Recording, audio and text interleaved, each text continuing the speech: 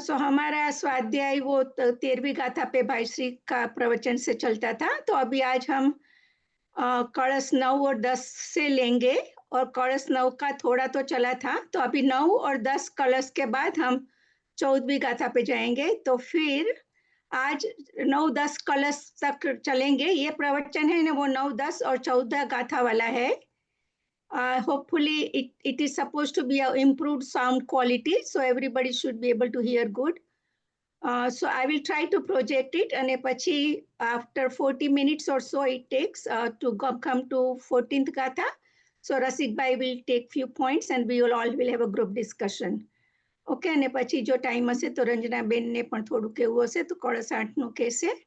So can I just, Rajni bhai, what do? I'm sharing now, right? કયું પ્રવચન છે?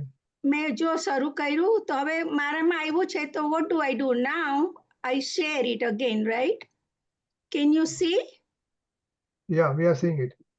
હવે તો then I play, right? I'm doing it for first time, so. Right. બરાબર છે, આવે છે. ચાલુ થઈ ગયું છે. Okay. It's running. Okay. A couple of minutes. એક મિનિટ. Yeah. થોડી સેકન્ડમાં થશે. પ્રવચન નંબર કયો છે? 340. બહુ જ સુંદર પ્રવચન છે. હમણાં આવશે અહીંયા.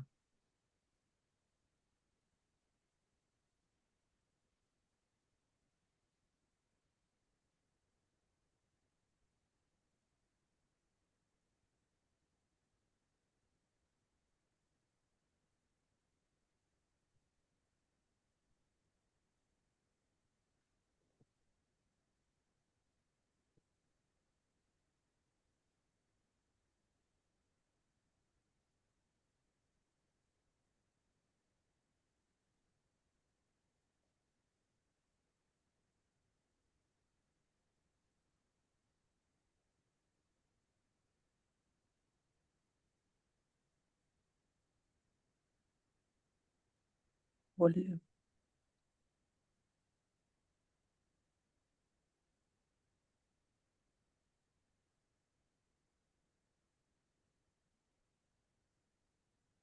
शबन, आपने शेयरिंग में साउंड शेयर किया है? क्या आएगा कुछ नहीं आएगा. आएगा कहीं sound. Hey, just little bit, it is taking little time.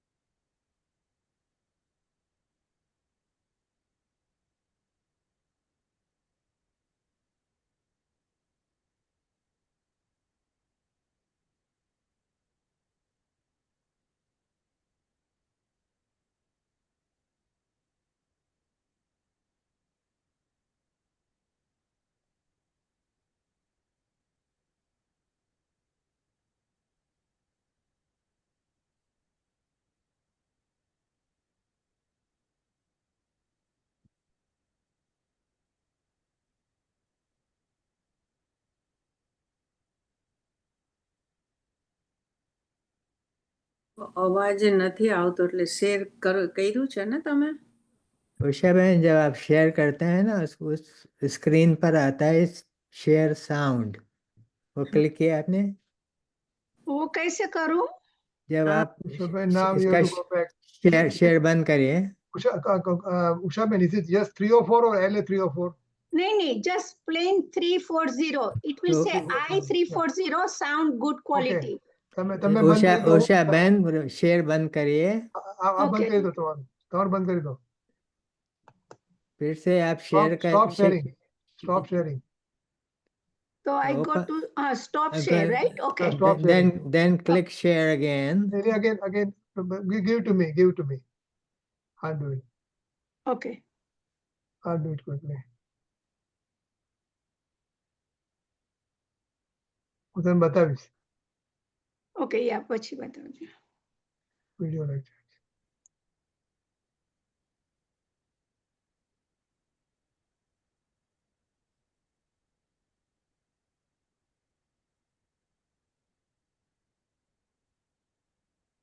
એમાં જે ઇમ્પ્રુવડ સાઉન્ડ ક્વોલિટી છે ને એ પિક કરજો. There are 3 of them. સો 304 છે આ.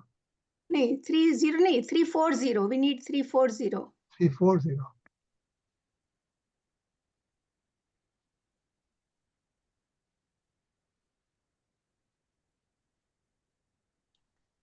Improved sound quality.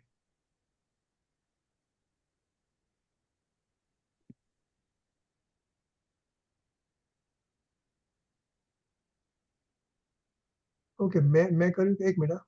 Let me make sure that I also had put in. જો અહીંયા કરવાનું ઉષાબેન, you have to હાજી. click here. You have to click here. Share sound હોય, share sound.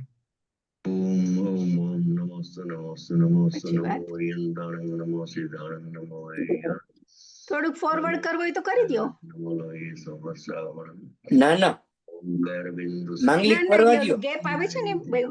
માંગલિક ચાલુ રાખવા દ્યો પરમ જૈવ ઓમકારાય નમો નમઃ મંગલમ ભગવાન વિરો મંગલમ ગૌતમ ગણી મંગલમ બંધ બંગાર્યો ધર્મોસ્ત મંગલમ સર્વ મંગલ મંગલ્યમ સર્વ કલ્યાણકારકમ પ્રદાનમ સર્વધર્માણામ જૈનમ જતુ શાસનમ નમઃ સમય સારાય શ્વાનુભત્યા ચકાશતિ ચિત સ્વભાવાય ભાવાય સર્વભાવાય તમારું ગાનું છે?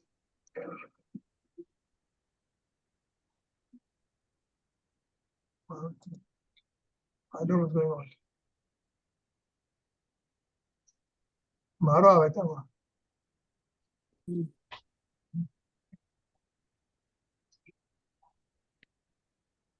શું થયું રજનીભાઈ?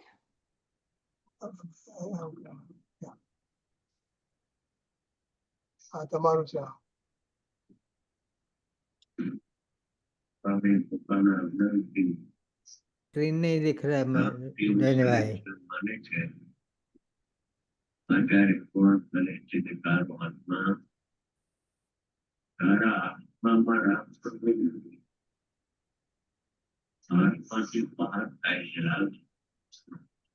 એ રાગ તારા સ્વભાવમાં આવતો નથી.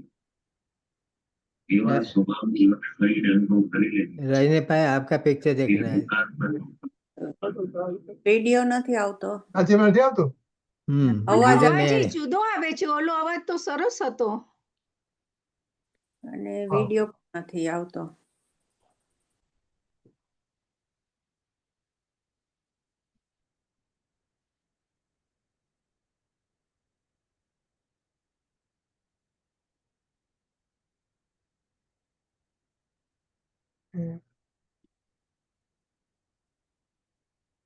તમે તમારું કાઢી નાખ્યું છે કે નહીં? તમે શેર કાઢી નાખ્યું છે કે નહીં ઉષાબેન?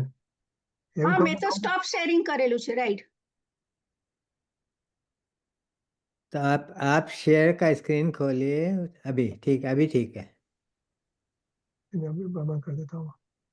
एक मिनट.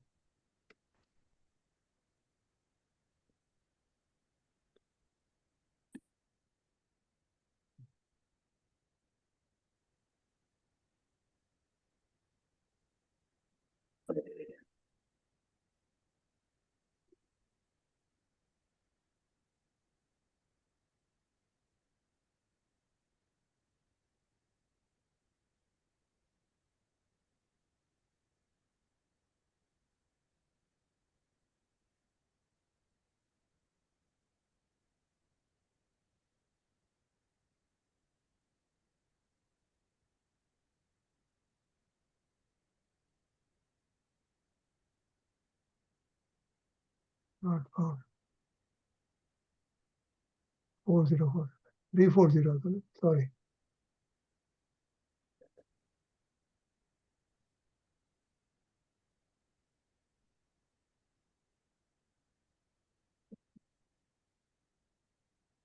ભાઈ 340 એમ કીધું ને. Yeah.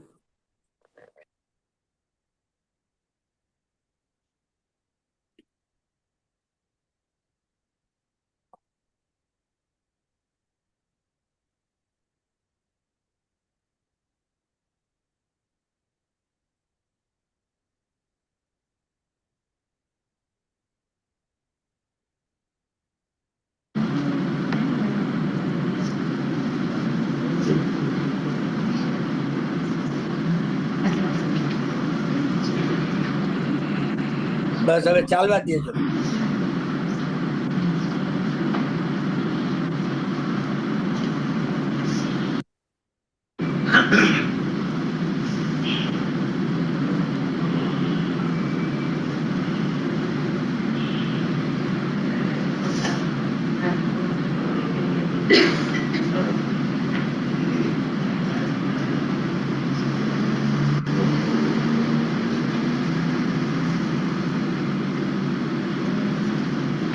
આ શ્રી સવૈચારિક પરિમાણનું શાસ્ત્ર છે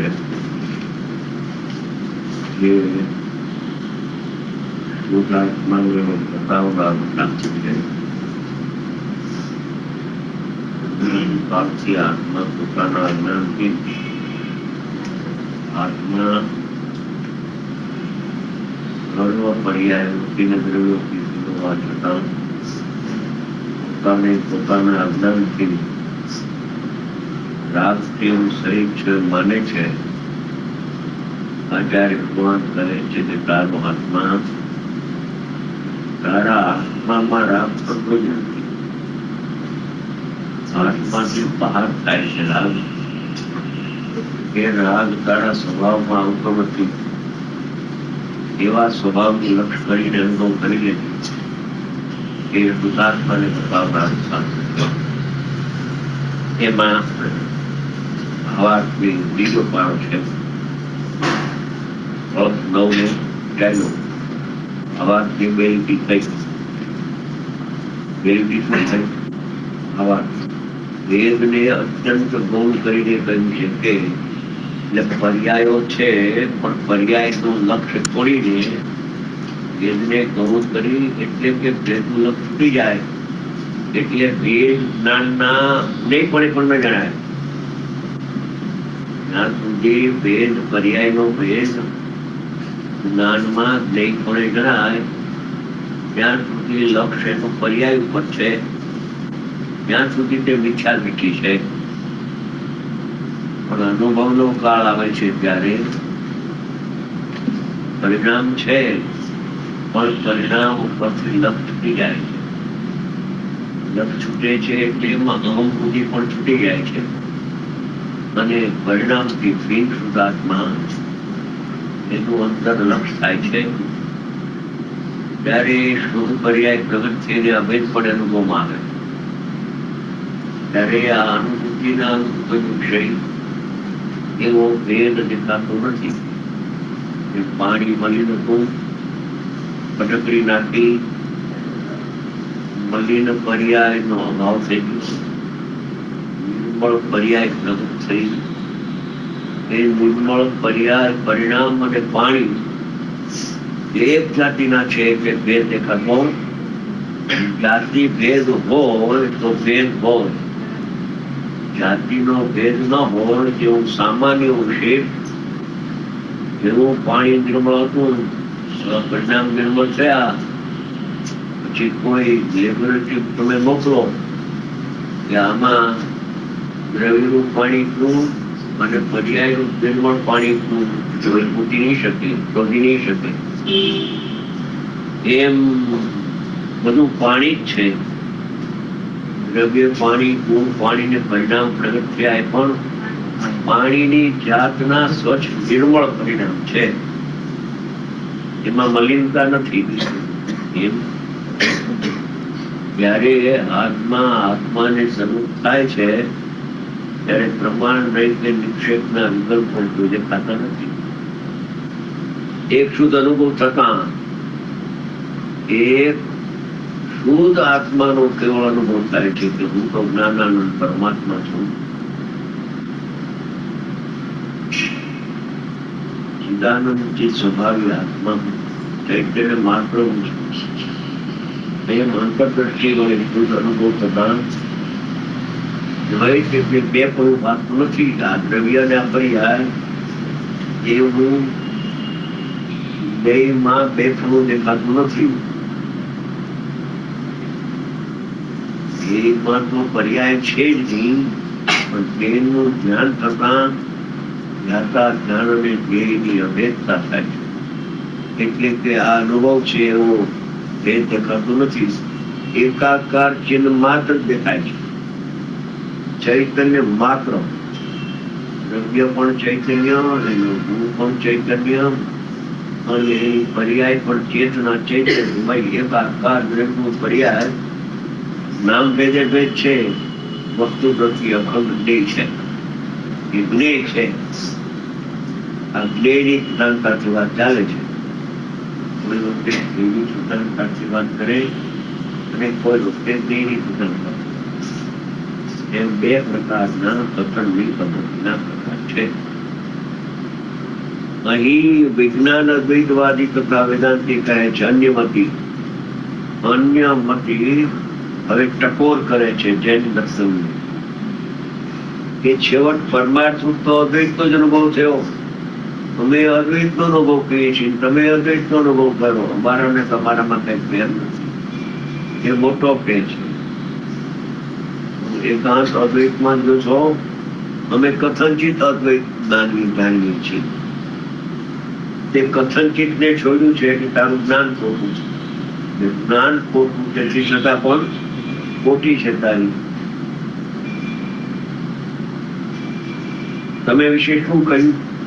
એનો ઉત્તર તમારા મતમાં જો અન્ય મતીને જવાબ આપે છે. તમારા મતમાં સર્વથા અદ્વૈત માનવામાં આવે છે. સર્વથા અભેદ એક આત્મા છે. એ સિવાય અનંત આત્માઓ, અનંત પુસ્તક, પરમાણુ, ધર્મ આકાશ કાળ માનતા જ નથી. એક આખો આત્મા ભેદ. આ બધું છે એના અંશ છે. એક આત્માના બધા આ અંશ છે, બાકી અંશ એક આત્મા જેમ માને છે અદ્વૈત એમ છે ના પાડી. સર્વથા અદ્વૈત માનવામાં આવે તો શું દોષ આવે કે બાહ્ય વસ્તુનો અભાવ થઈ જાય તો છ દ્રવ્ય, નવ તત્વ, ગુણસ્થાન, માર્ગના સ્થાન, બંધો એનો તો અભાવ થાય. જ્ઞાનના જ્ઞેયમાંથી પણ નીકળી જાય. પણ જ્ઞાનના જ્ઞેયપણે તો રીએ છે છ દ્રવ્ય, નવ તત્વ. સર્વથા અભાવ નથી. અનુભવના કાળમાં ફેર દેખાતો નથી એમ. અને એવો અભાવ તો પ્રત્યક્ષ વિરુદ્ધ છે. બીજા પુસ્તક પરમાણુ જ નથી, એટલો આત્મા છે.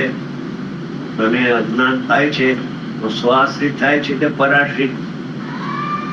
પરાશ્રિત કે તો આત્મા સિવાય બીજી ચીજ સિદ્ધ થઈ જાય એટલે પછી મૌન થઈ જાય, હારી જાય. મારે એક વેદાંતિ મિત્ર હતા, વર્ષોથી ચર્ચા કરતા હતા. એનામાં આગળ વધે, મારામાં જુદા બહુ પડ્યા કે એક વાર કહ્યું હવે આપણે આ બંધ કરો. આપણે બે માર્ગ બે ઘણો બોળો થતો જાય છે છતાં એક પ્રશ્ન કર્યો કે નહીં અદ્વૈત વસ્તુ છે. પૂછ્યું કે અજ્ઞાન ઉત્પન્ન થાય છે? અજ્ઞાન તો ઉત્પન્ન થાય છે. તો અજ્ઞાન સ્વાશ્રિત કે પરાશ્રિત? તો પરાશ્રિત કે આત્મા સિવાય પુસ્તક સિદ્ધ થઈ જાય, અને સ્વાશ્રિત કે તો સ્વભાવ થઈ જાય, અજ્ઞાન ટળાય નહીં કોઈ દી. મૌન પ્રખરતા હો એમને સાધારણ વ્યક્તિ નથી. ઘણા શાસ્ત્રો એના વાંચેલા. અને દલીલ બાદ શ્યા બુદ્ધિશાળી પણ અરે સર્વજ્ઞ ભગવાન પાસે કોણ ટકી શકે? ઇન્દ્ર કુતિર બે હતા, 500 શિષ્ય. પાણી છૂટી નહીં 66 દિવસ. ઇન્દ્રનું ઇન્દ્રાસન ડોલ્યું. આ છે શું? ભરત ખંડની અંદર કેવળ જ્ઞાન તો થઈ ગયું છે, પણ પાણી છૂટી નથી. જોયું કે ગણધર નથી. સૌથી જ્ઞાન હોય ને ત્યાં બ્રાહ્મણ રૂપ લઈને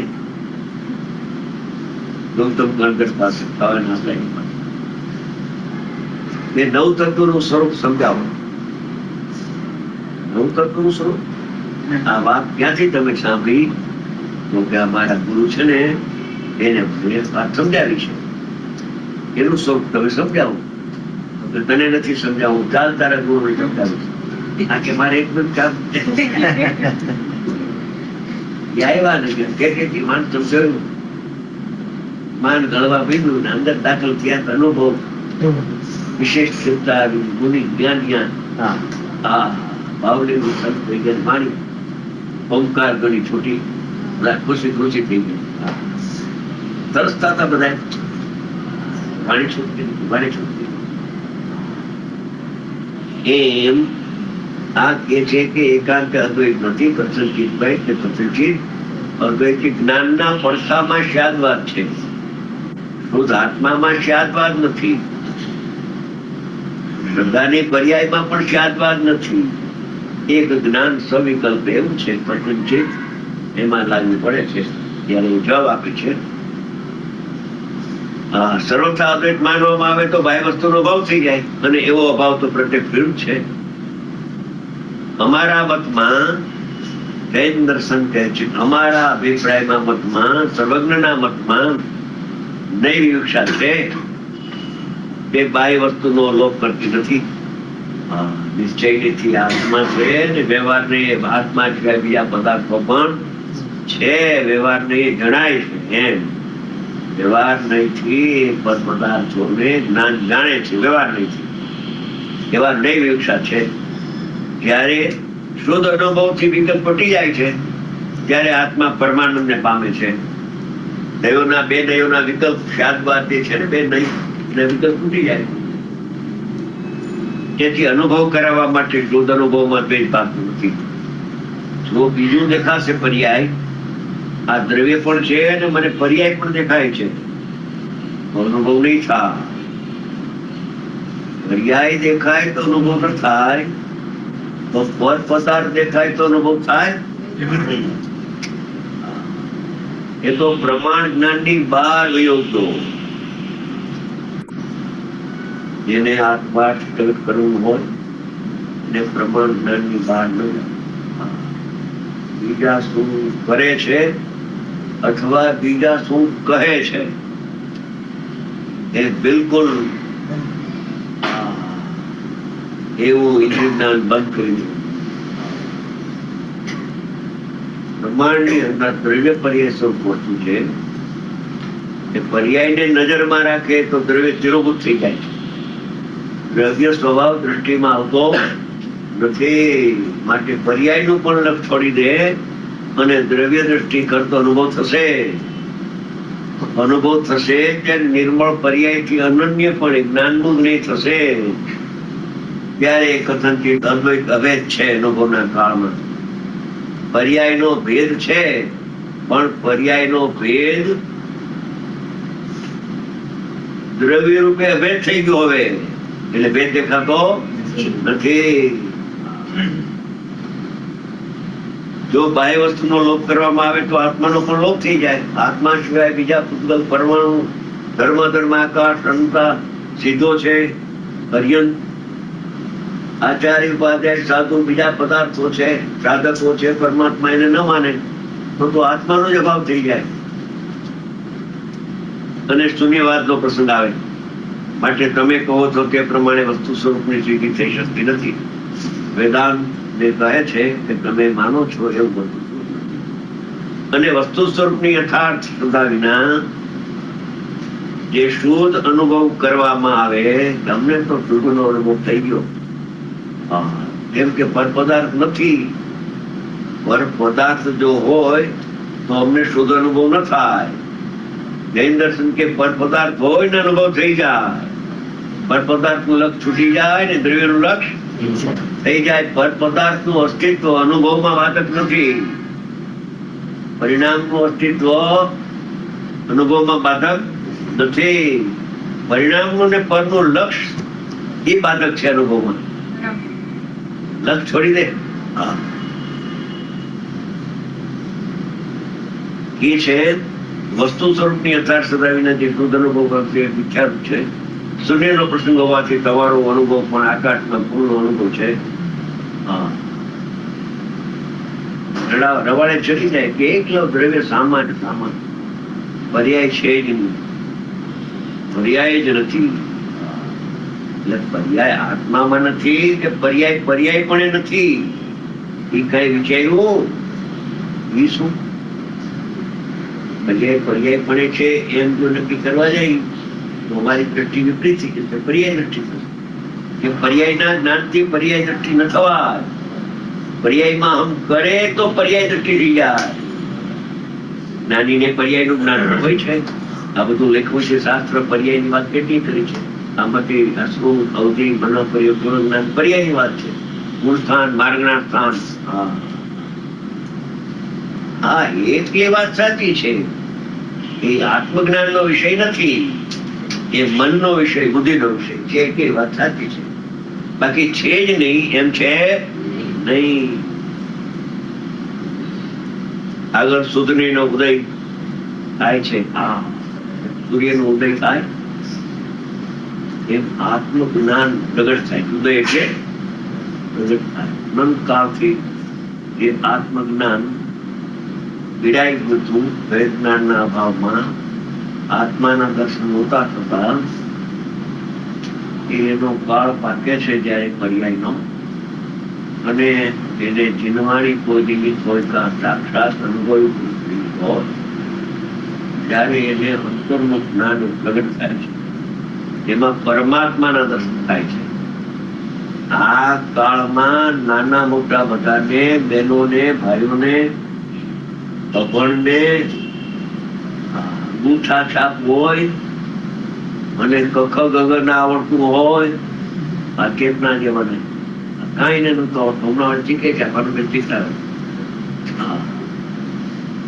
એને પણ આત્માનો અનુભવ થઈ શકે છે. કાંઈ ને બાર પદાર્થો નડતા નથી. એ ઉઘાડનો વિષય નથી આ આત્મા. આ તો રુચિ પૂર્વક એ જ્ઞાન અંતરમાં પ્રગટ થાય. સામાન્ય જ્ઞાનમાં આત્મા જણાય છે ને વિશેષ ઉપયોગ થઈ જાય છે. સામાન્ય જ્ઞાનમાં તો બધાને, બાળકો પણ સૌને જણાય છે, પણ જણાય છે તેથી સમ્યક દર્શન છે એમ નથી. તો બધાને સમ્યક દ્રષ્ટિ હોવા જોઈએ.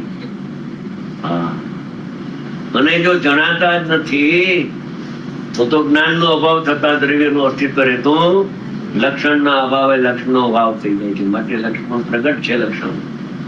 લક્ષણ પ્રગટમાં આત્મા બધાને અનુભવમાં આવે છે. અનુભવમાં આવે છે એટલે પ્રત્યક્ષ પ્રતિભાસ થાય છે, જણાય છે, પણ એને જાણતો નથી. જણાય છે પણ એને જાણતો, જણાય તો છે બધાને, જણાય છે એને જાણતો નથી. આને જાણે છે. એ જયારે અંદરમાં કાળ આવે છે ને, જાણનાર જણાય છે, જાણનાર જણાય છે એવું બોલન અંદરમાં ઉગડે છે. એમાં એક જ્ઞાનનું પ્રગટ થાય છે. નહીં પ્રગટ થયેલું આ મંત્રમાં હો, આ મંત્રમાં 12 અનુસાર છે. વાક્ય સાધારણ લાગે છે. જાણનારો જણાય છે. જાણનારો જણાશે એમ નહીં, જાણનારો જણાય છે બધાને પ્રત્યેક સમયે. જાણનાર જણાય છે ને રાગ જણાતો નથી.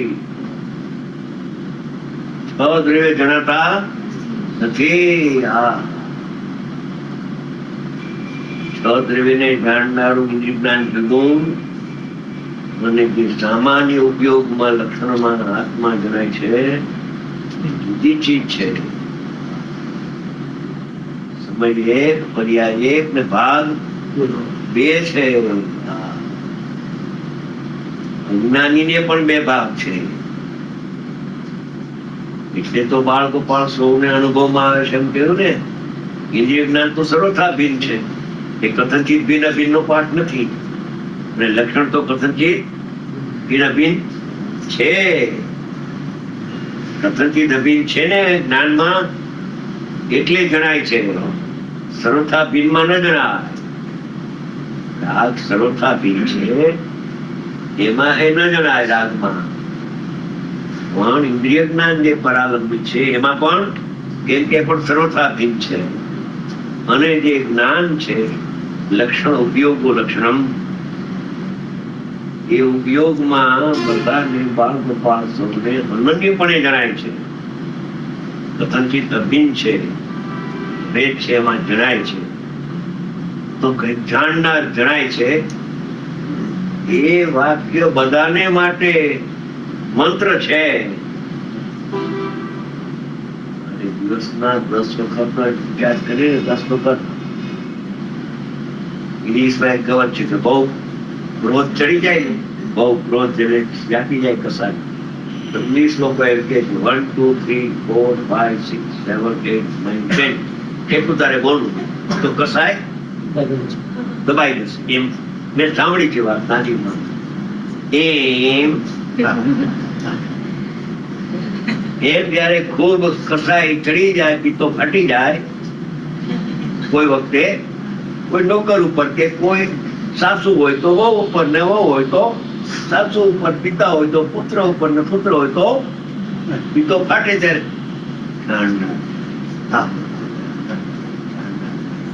10 વખત બોલવું. હા, પિત્તો ન ફાટે ત્યારે બોલો, સાદું જીવન હોય ત્યારે બોલું, પિત્તો ફાટે ત્યારે બોલવું એમ નહીં. દિવસમાં 10 વખત તો અવશ્ય આત્માને યાદ કરવું. આ શું જાણનારો જણાય છે કે નહીં યાદ કર્યો? કેમ કે આત્મા જાણનાર છે ને, આત્મા કરનાર નથી. મહામંત્ર છે. આમાં ભક્તોના વિચારમાં શુભભાવ તો થાય, પણ મિથ્યાત્વ ગળવા માંડે.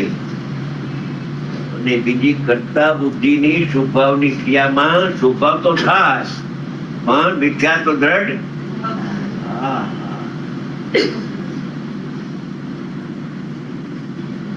લોકો શુભ ભાવને આગળ કરે છે, પણ એ વખતે એને મિથ્યાત્વ તીવ્ર થાય છે. એને ખબર પડતી નથી શુભ ભાવથી ધર્મમાંની આ ક્રિયા હું કરું છું. ત્યારે જાણનારો જણાય છે.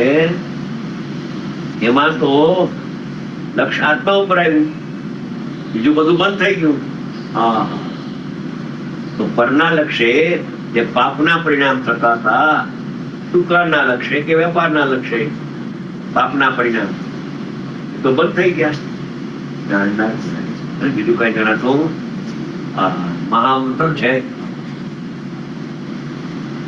આવા મંત્રથી અનંત આત્માઓથી પરમાત્માની દશાને પામે. અનંત હો, આ મંત્ર આજકાલનો નથી, અનાદિનો છે.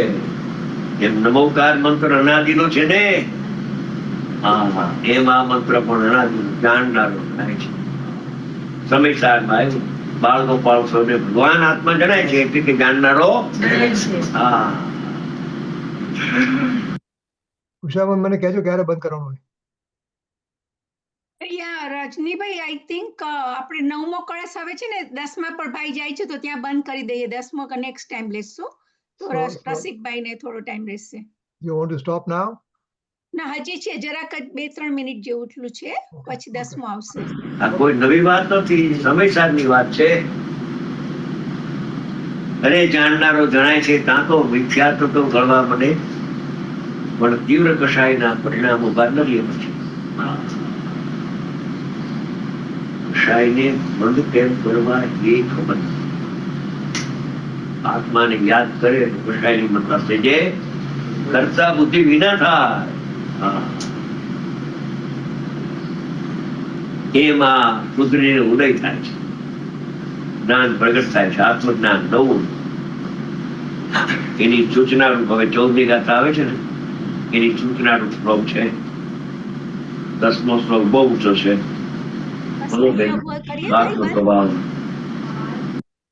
બરાબર છે. હા, અહીંયા 10મો શ્લોક થાય છે ને આપણી, કારણ કે હવે 20 મિનિટ છે એટલા માટે પૂછું છું. બસ આપણે we need to stop at 12:30. હા, તો રસિકભાઈ લો તમે હવે. બંધ કરી દો, પ્રવચન બંધ કરી દો. સ્ટોપ કરી દો બસ. 25 મિનિટ ને 50 સેકન્ડ થઈ. હા, બંધ કરી દો ને, અહીંયા બંધ કરી નાખો ને. હવે અહીંયાથી આગળ પછી નેક્સ્ટ સેશન માં લેજો. ઓકે, 10મો કળશ. ઓકે. હવે અત્યારે જો કે મને તો બહુ આ કામ બહુ અઘરું છે. રજનીભાઈ ને ઉષાબેન જેટલું મને ફાવતું નથી, પણ સભામાં બધાને જયારે કીધું હોય ત્યારે ખરેખર ઉલ્લાસપૂર્વક ભાગ લેવો જોઈએ. એટલે એવો માન્યતા હોવાથી મેં પણ થોડો પ્રયત્ન કર્યો છે. આ ભાઈનું પ્રવચન તો ખરેખર ભાઈ તો કમાલ જ કરે છે, પણ એમાં જ્યારે ઈ પોતે શરૂઆત કરે છે એમાં પેલા જ વેલા ઈ માંગલિકમાં સમયસારના વખાણ કરતા એમ કે છે કે આ સમયસાર શાસ્ત્ર શુદ્ધાત્મા અને બતાવનારું છે. એનો અર્થ ઈ થયો કે વક્તા છે એ શ્રોતાઓને એવો આદેશ આપે છે કે તમે જ્યારે સમયસારનો સ્વાધ્યાય કરો ને ત્યારે ગ્રંથ કરતા એ આડી અવડી વ્યવહારની કે બીજી ગમે એટલી વાત કરી હોય, પણ એમાં તમે શુદ્ધાત્માને તારવજો, એવો એક આમ નિર્દેશ કરતા હોય એવું લાગે. એવો પેલો પોઈન્ટ લાગે છે. બીજું એક એને એ વસ્તુ કીધી કે આત્મામાં ત્રિકાળ રાગનો અભાવ છે. જેમ પર પદાર્થ પરદ્રવ્યનો જેમ આત્મામાં રાગનો અભાવ છે, તો એવા રાગ રહિત આત્માનો અનુભવ થઈ શકે છે. તમારે રાગ હોય ને રાગને બહાર કાઢીને અનુભવ કરવો હોય એમ નથી, પણ આત્મામાં રાગ છે જ નહીં, તો એવા રાગ રહિત આત્માનો અનુભવ કરે છે. તો એવા આત્માનો અનુભવ કરવાની પ્રેરણા કરે છે. ત્રીજું કે આત્મા જે વસ્તુ છે એમાં દ્રવ્ય પર્યાય સ્વરૂપ એવી ભેદરૂપ વસ્તુ છે, પણ અનુભવ કરો ત્યારે અનુભવના કાળે એ ભેદ દેખાતો નથી. એટલે એ ભેદ છે એને ગૌણ કરીને, એનો અભાવ કરીને નહીં, પણ એને ગૌણ કરીને એકલા ત્રિકાળી દ્રવ્યને લક્ષમાં રાખી અને એનો અનુભવ કરતા ભેદ છે એ બધાય દૂર થઈ જાય છે. એટલે ટૂંકમાં આત્માને પર્યાય વગરનો માનવાની જરૂર નથી. આત્મામાં પર્યાય છે, જેમ જગતની બીજી વસ્તુ છે એમ આત્મામાં પર્યાય પણ છે, પણ પર્યાયને એ દ્રવ્ય પર્યાય સ્વરૂપ જે ભેદરૂપ વસ્તુ છે એ ભેદને ગૌણ કરી અને અભેદ એવા એક આત્માનો અનુભવ કરવો એવી એકરૂપ આત્માની પ્રેરણા કરે છે. અને એક બીજી વાત એ કરી કે જ્યારે અનુભવ થાય છે ત્યારે જેવું સામાન્ય છે તેવું જ વિશેષ પ્રગટ થાય છે. એટલે કે બંનેની જાત એક જ છે. ભેદ કેમ દેખાતો નથી એનું કારણ આપે છે કે એ બંનેની જાત એક જ છે. ભાઈએ દ્રષ્ટાંત આપ્યું ને કે પાણી મેલું હતું અને અંદર ફટકડી નાખી અને પાણી શુદ્ધ થઈ ગયું, નિર્મળ થઈ ગયું. હવે ફટકડી નાખ્યા પેલાનું અશુદ્ધ પાણી અને હવે ફટકડી નાખ્યા પછીનું શુદ્ધ પાણી, એ બે પાણીનો ભેદ બતાવો, તો એ તમે ભેદ જોઈ નહીં શકો. અશુદ્ધ પાણી ગોતવા જશો તો અશુદ્ધ પાણી દેખાશે નહીં. ત્યાં તો પાણી એકલું નિર્મળ નિર્મળ ને નિર્મળ જ છે. એટલે એ એમ કે છે કે એ તમે તમારે એ પુરુષાર્થ છે, જેમ ફટકડી નાખવાનો જેમ પુરુષાર્થ કરી પાણીને શુદ્ધ કરવાનો પુરુષાર્થ છે એમ, અને એ પાણીને શુદ્ધ કરવાનો પુરુષાર્થ એ જ જીવ કરી શકે કે જેને પાણીની શુદ્ધતાનું જ્ઞાન ખ્યાલ હોય કે આ અશુદ્ધતા છે એ તો પરદ્રવ્યના નિમિત્તે પરના નિમિત્તે થયેલી છે, તો એ અશુદ્ધતા તો મારી છે નહીં, મારી વસ્તુ નથી. આમ એક રીતે એ પણ આપણને પ્રેરણા કરે છે કે ભાઈ આવો આત્માનો અનુભવ થઈ શકે. અને આવો જ્યારે અનુભવ થાય છે ત્યારે નય, નિક્ષેપ અને પ્રમાણ છે ખરું, પણ એના કોઈ વિકલ્પ એ જ્યારે જણાતા નથી. એકરૂપ પારમાર્થિક તત્વ જે છે, સર્વોપરી તત્વ છે, નિર્મળ તત્વ છે, એનો જ અનુભવ થાય છે. એમ. અને એવા અનુભવના કાળે અદ્વૈત એવો આત્માનો અનુભવ થાય છે. ત્યારે એમાં દ્રવ્ય પર્યાય, દ્રવ્ય ગુણ પર્યાય એવા કોઈ બે પણ એમાં જણાતું નથી. એમ કહીને જે વેદાંતીઓ છે એ વેદાંતીઓની સામે જવાબ આપ્યો છે. એટલે વેદાંતીઓ તો એવું માને છે કે અમે તો એક અદ્વૈત આત્માનો જ અનુભવ કરી છીએ, પણ એને આપણે જૈન લોકો એને જવાબ આપીએ છીએ કે ભાઈ તમે સર્વથા માનો છો એકાંત અદ્વૈત, અમે કથનચિત માની છીએ. એટલે સર્વથા અને કથનચિત એ બહુ મહત્વની વસ્તુ છે. એટલે કથનચિત શબ્દ એ જૈન લોકોનો પ્રચલિત છે. અજૈન લોકોમાં કથનચિત શબ્દ છે જ નહીં. બેન તમને હું સંભળું અને છું. કથનચિત શબ્દ એ લોકોમાં નહીં હોવાથી અવાજ આવે તમારો. પણ હવે આના પછી તમારે વાત કરવી હોય તો હું બંધ કરું. ના ના મયુરબેન તમારો અવાજ આવે છે. સોરી તમે મ્યુટ કરો તો, નહીં તો પછી શું જાય, આપણે અહીં બંધ કરી દઈએ એમ. ના ના મ્યુટ થઈ ગયો. એટલે ઈ એક બહુ મોસ્ટ ઇમ્પોર્ટન્ટ કે કથનચિત છે ને ઈ આપણા જૈન લોકોની મોનોપોલી છે. કથનચિત શબ્દ આપણો છે, આપણે એનો યુઝ કરી શકીએ છીએ, આપણે એનો અનુભવ કરી શકીએ છીએ, આપણે સમજી શકીએ છીએ.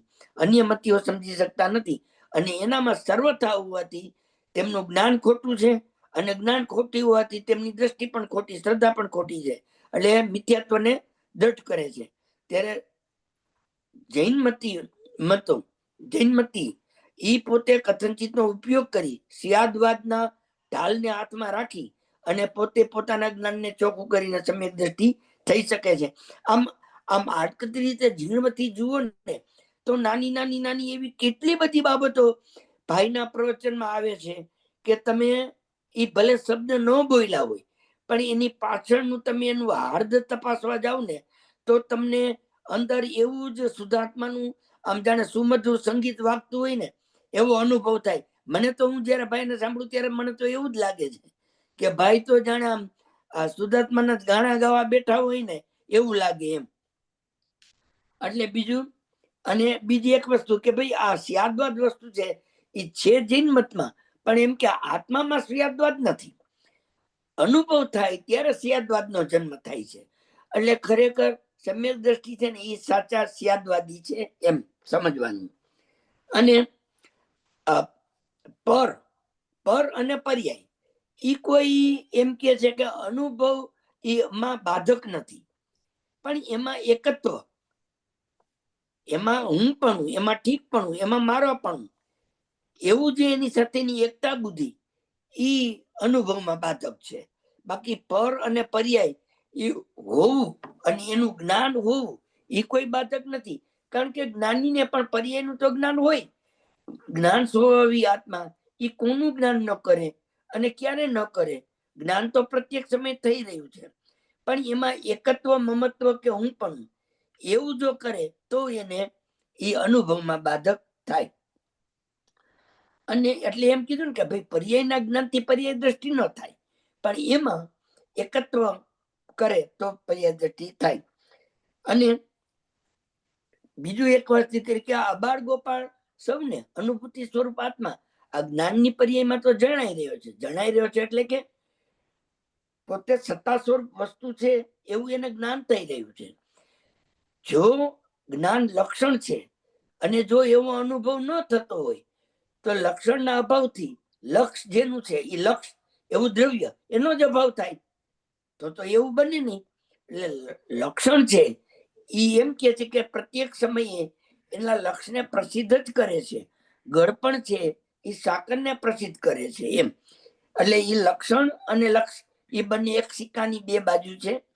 એમાં એકનો અભાવ થતા બીજી વસ્તુનો પણ અભાવ થઈ જાય છે. પછી આ રાગની માફક જે ઇન્દ્રિય જ્ઞાન છે એ પણ સર્વથા ભિન્ન છે. સર્વથા ભિન્ન છે એટલે કે જે સર્વથા ભિન્ન હોય એમાં કદી અનુભવ ન થઈ શકે.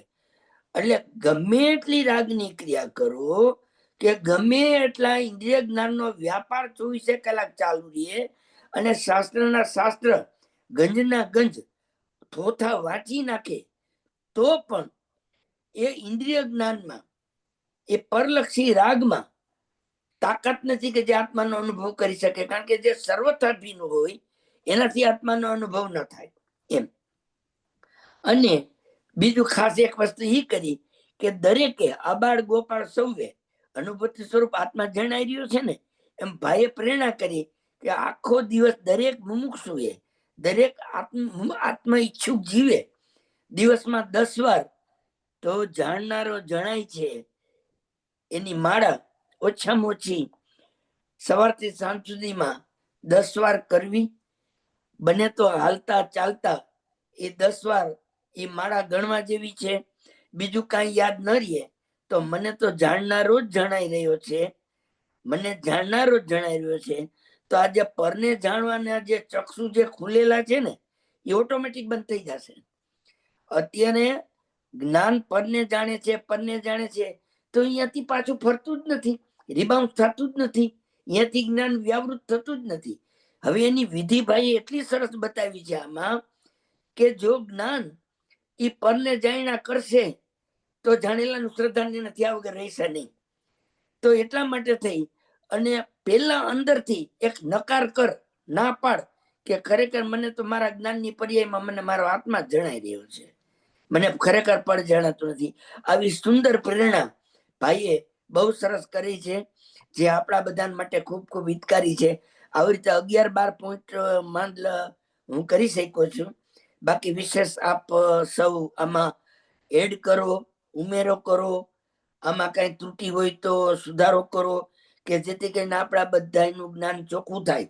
આમાં મારી પણ લખવાની ભૂલ થાય, કારણ કે મને હાથમાં થોડો કંપન છે, એટલે હું કાંઈ પણ સાંભળું ને તો હું જલ્દી લખી શકતો નથી.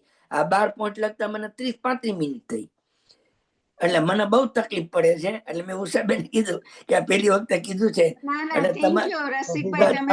તમારા બધાની આગના શીર માથા ઉપર, અને એમાં ભાઈની વાત છે એટલે તો સવાલ જ નથી.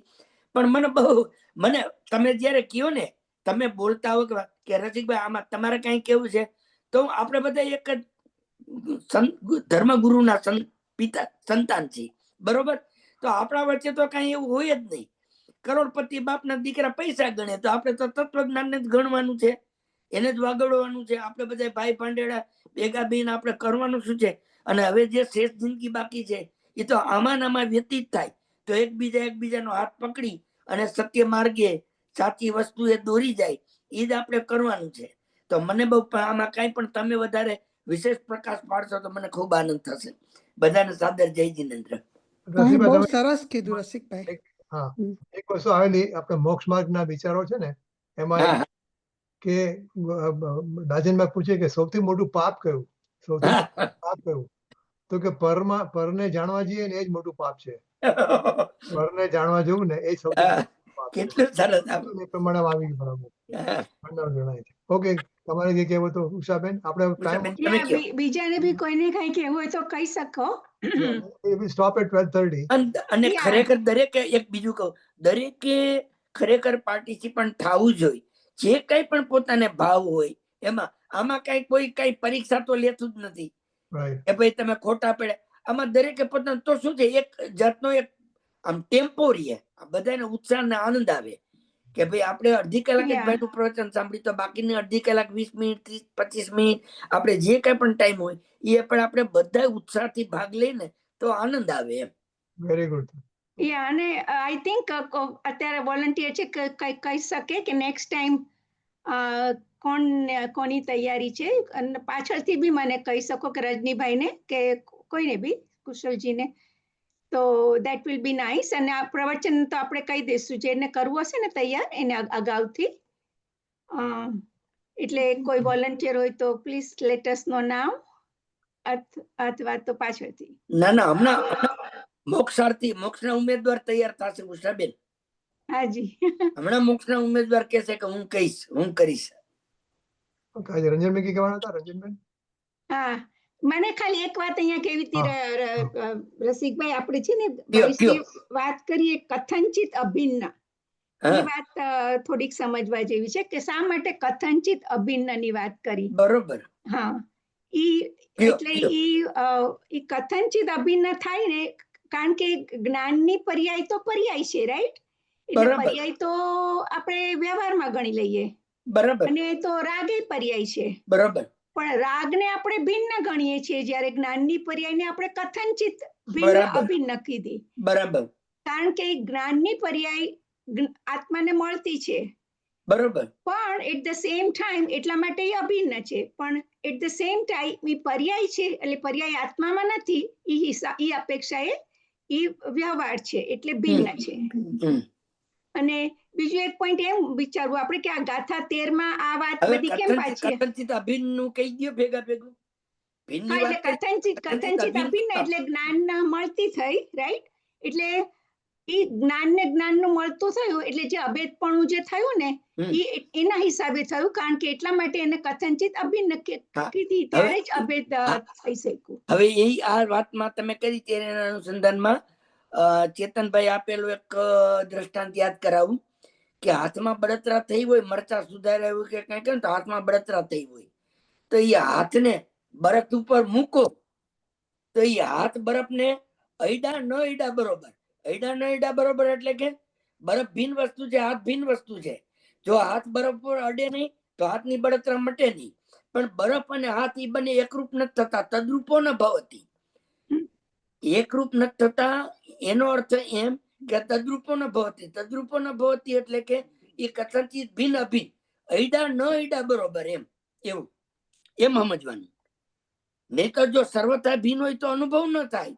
બરાબર. એટલે હા, એને અલંકરણના 20મા બોલમાં આવે છે ને કે પર્યાય સ્પર્શતી નથી અને પર્યાય પોતાની, એટલે આમાં ઈ હિસાબે just I was trying to bring up કે કથનચિત ભિન્ન અભિન્નની વાત આવી ને એના માટે. અને બીજા કોઈને હવે કઈ ઉમેરવું હોય તો બીજું એક વાત ખાલી એટલું ધ્યાનમાં રાખવું કે આ 13મી ગાથા પછીનો 9મો કળશ હતો, રાઈટ? એટલે એમાં આપણે 13મી ગાથામાં 9 તત્વો આવ્યા અને સાથે સાથે ભાઈશ્રી પછી કળશ 8ની ટીકામાં આપણે પ્રમાણ નહીં, નિક્ષેપના વિકલ્પો, એટલે આ બધી જ વસ્તુઓ આત્મામાં નથી એવો આત્મા છે, ઈ પર્યાય વગરનો છે, ઈ બતાવવા માટે આ કળશ 9મો હતો. બરાબર. આજે યોગાનું યોગે અરુણજીના સેશનમાં પણ આ જ તત્વો આવે કે તત્વોમાંથી જે તત્વોમાં જાય બરોબર એ સંયુક્ત સ્વરૂપ મિથ્યા દૃષ્ટિ. બરોબર. એટલે બરાબર એ જ વાત આવી ગયા છે.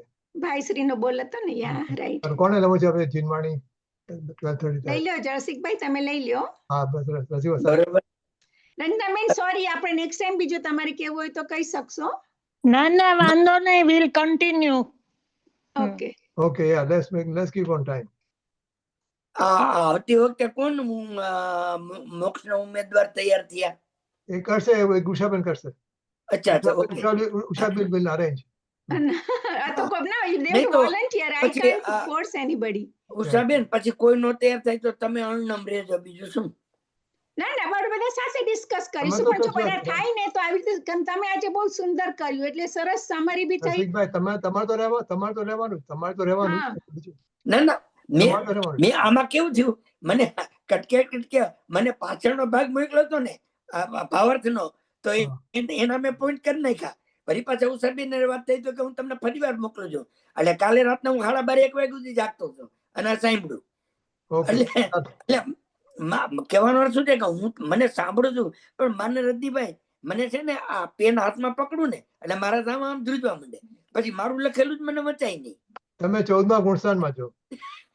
એટલે હું આને હવે કાલ હું કહીશ પ્રફુલ્લાને કે ભાઈ હવે હું બોલું છું તું લખજે એમ. એટલે હું ટ્રાય તો કરીશ ચોક્કસ, મને તો બહુ જ ગમશે. એટલે આપણે કરશું ચોક્કસ. ચાલો જીનવાણી લઉં છું. એટલે બધા ભાગ લે ને તો સારું રહેશે. તો એટલે જ કહું છું, તો ભાગ લે. રજનીભાઈ ઉત્સાહી. ઓકે, ચાલો લઈ લો ભાઈ. આત્મજ્ઞાન મેઘી આત્મા કી सीधी और प्रसिद्धि है, आत्मज्ञान में ही भिन्न रूप विश्व की भी सिद्धि है, आत्मज्ञान ही बस ज्ञान है, आत्मज्ञान ही बस ज्ञेय है, आत्मज्ञानमय आत्मा ज्ञाता ज्ञान ज्ञेय भेद रे, दर्शाय सरस्वती देवी ने किया परम उपकार है, उसके लिए जिन माणी मात को वंदना 7 बार है, उसके लिए जिन वाणी मात को वंदना अविकार है, जहाँ वाणी के ज्ञान से सूझे लोकालोक, सो वाणी मस्तक नमो સદા દેત હું ધોક. બોલો બોલો પરમ વિતરાગી દેવ શાસ્ત્ર ગુરુ ભગવાનનો જય હો. જય હો. વિતરાગી દેવ શાસ્ત્ર ગુરુ જય. ભગવાનની ઓળખાણ કરાવી તેના મંગલ ભેટા કરાવનાર અધ્યાત્મ યુગ પુરુષ અનંત ઉપકારી કાન ગુરુદેવનો જય હો. સદભક્ત સ્વાનુભવ વિભૂષિત ભગવતી માતનો જય હો. મંગલ મૂર્તિ એક અવતારી પુરુષ શ્રીમદ રાજચંદ્ર દેવનો જય હો. પૂજ્ય કાન લાલ ની અમૃત વાણી નો જય હો. પરમ વિતરાગ પરમ પવિત્ર સત્ય સનાતન દિગંબર જૈન ધર્મ નો જય હો. બધાને સાદર જય જિનેન્દ્ર. recording બંધ કરો.